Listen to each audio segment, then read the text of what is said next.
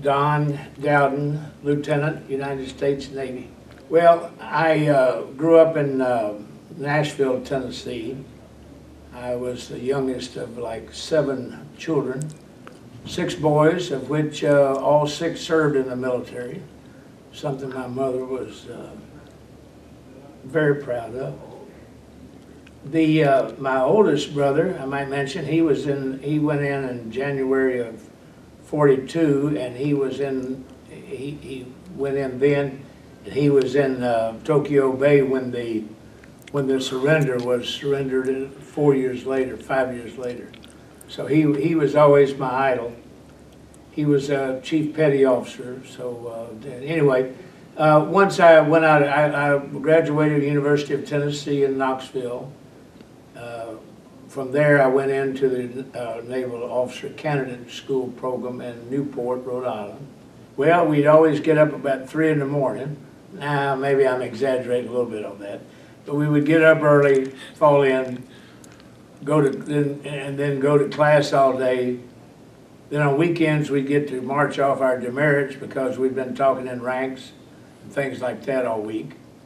And our commanding officer would make us stay, and we couldn't go on liberty until we marched off these demerits. We had a good time. We studied navigation, the various things that that you would be that supposedly prepare you to be an officer, I guess.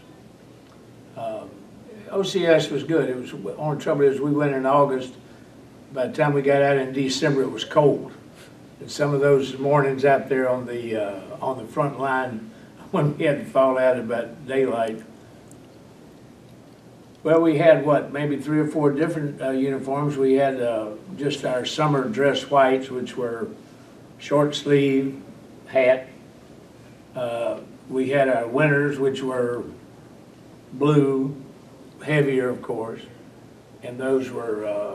And then we had what we called like a wash khaki, which we wore for work details, work things like that, boardship mainly.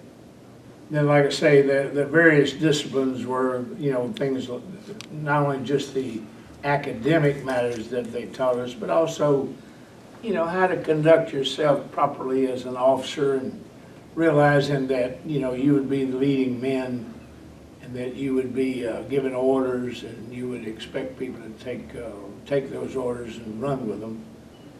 And from there, I was commissioned